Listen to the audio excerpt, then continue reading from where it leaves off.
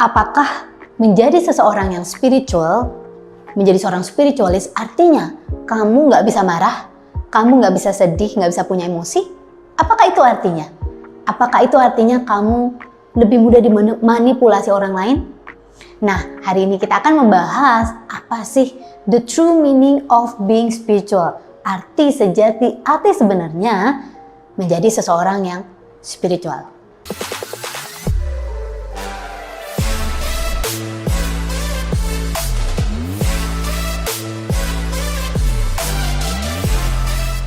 Halo semuanya, welcome back to Teta Omega TV channel. Saya dengan Clara Angeline. Di channel ini kamu bisa menemukan berbagai hal tentang law of attractions, tentang mental health, tentang money management and also money blueprint. Bagaimana membentuk diri kita menjadi lebih baik di beberapa bidang-bidang ini.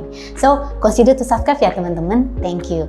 Nah, jadi saya banyak mendengar nih, ya kan, kalau misalnya jadi seorang yang sindiran-sindiran gitu ya. Kan kamu katanya spiritual, kok bisa marah? Nah, kenapa bukan menjadi seseorang yang lebih baik? Nah, jadi saya ingin meluruskan artinya being spiritual itu seperti apa sih? Being spiritual itu atau menjadi seseorang yang spiritualis bukan berarti kita nggak punya emosi, bukan berarti kita nggak bisa marah, tetapi lebih seperti ini. Being spiritual itu artinya kita menjadi lebih authentic to yourself, melihat apa yang tidak bisa dilihat orang lain.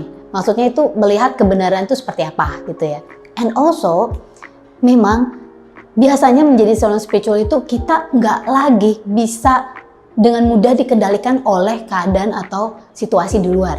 We're not reacting, tetapi kita lebih kepada responding. Kita tidak selalu bereaksi, tetapi kita merespon. Merespon itu seperti apa sih? Artinya kita tidak harus selalu langsung dengan cepat mengatakan atau bereaksi terhadap apa yang dikatakan orang lain atau apa yang diperbuat orang lain. Tetapi lebih kita mikirin dulu, oke? Mikirin dulu, oke, ini what's behind the line? Apa sih yang arti sebenarnya dari kejadian ini? Kenapa sih dia bisa seperti itu? Memang biasanya karena kita merespon, artinya kita lebih hati-hati terhadap emosi kita. Bukan berarti kita nggak bisa marah, tetapi kalaupun marah, kita tidak sampai meluap-luap, tidak sampai meledak, dan tidak sampai menyakiti orang lain. Being spiritual also mean dan kita bisa melihat dari kacamata yang berbeda. Caranya dengan seperti apa sih? Menenangkan apa yang ada di atas, yang ada di sini. Silencing our mind gitu ya, menenangkan pikiran kita. Supaya kita bisa melihat ke diri sejati kita. Tujuan dari spirituality itu adalah get back to your true power. Kembali kepada kekuatan sejati kita. Kita bertindak hanya ketika memang dibutuhkan. Ya, true power itu bagaimana sih? Kekuatan sejati itu seperti apa? Ketika kita bisa duduk tenang dan melihat keadaan tanpa terpengaruh oleh keadaan. Melihat istilah kata nih, ketika kita misalnya nih ya, kalau kamu panik, kamu marah, kamu sedih, emosi yang tinggi gitu ya. Biasanya kita seringkali mengatakan sesuatu atau mengambil tindakan yang kita bisa sesali di kemudian hari ketika kita punya emosi tinggi seperti lagi marah, lagi panik, atau lagi sedih. Ketika kamu menjadi seseorang yang spiritual, kamu lebih bisa menenangkan diri, kamu bisa, istilah kata tuh, gather yourself up, ya kan? Ngumpulin diri kamu lagi dulu. Sebelum kamu melakukan sesuatu, sebelum kamu berkata sesuatu, sebelum kamu bertindak. Ya, jangan sampai kita dikendalikan oleh orang lain.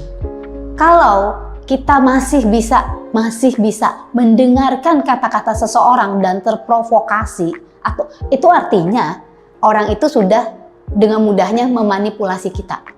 Nah, kekuatan sejati itu, true power itu adalah ketika orang ngomong apa yang nggak tentu kita harus langsung bereaksi. Kekuatan sejati itu adalah gue memilih jadi apa. Kalaupun orang ini ngomong ngejelek-jelekin saya, tetapi kalau saya tahu siapa diri sejati saya tidak akan terprovokasi dan saya tidak perlu marah.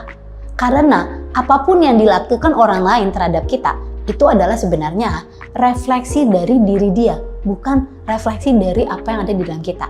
Reaksi kita adalah refleksi dari apa yang ada di dalam kita.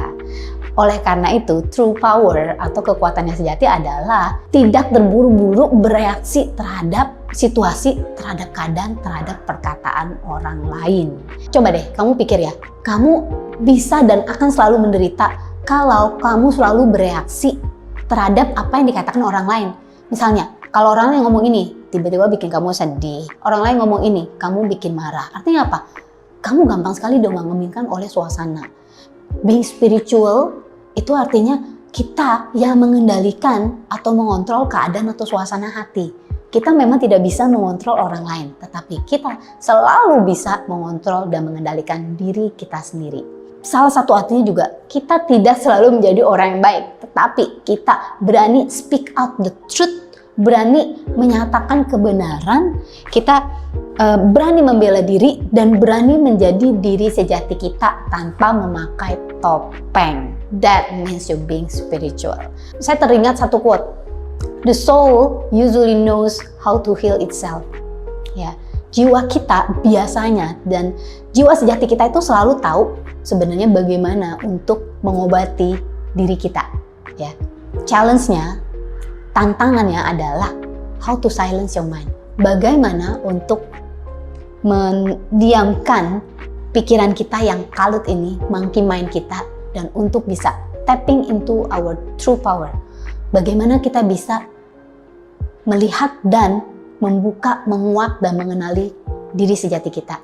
That is being spiritual. So, teman-teman, pertanyaan di sini adalah, have you been original? Kamu tuh udah jadi orang yang original belum? Have you been spiritual? Have you been true to yourself? Apakah kamu sudah menjadi diri sejati kamu? Ketik komen kamu di bawah ini untuk jawaban-jawaban yang saya tanyakan hari ini sebagai, well, quest to ponder, artinya sesuatu yang bisa kamu tanyakan untuk kamu mengenal diri kamu lebih dalam lagi. Jangan lupa cek video-video kita yang lainnya about mental health, about law of attractions, about money, ya, being having a money mindset, dan banyak lagi. Dan thank you for watching this video. Don't forget to live extraordinary and live your life to the fullest.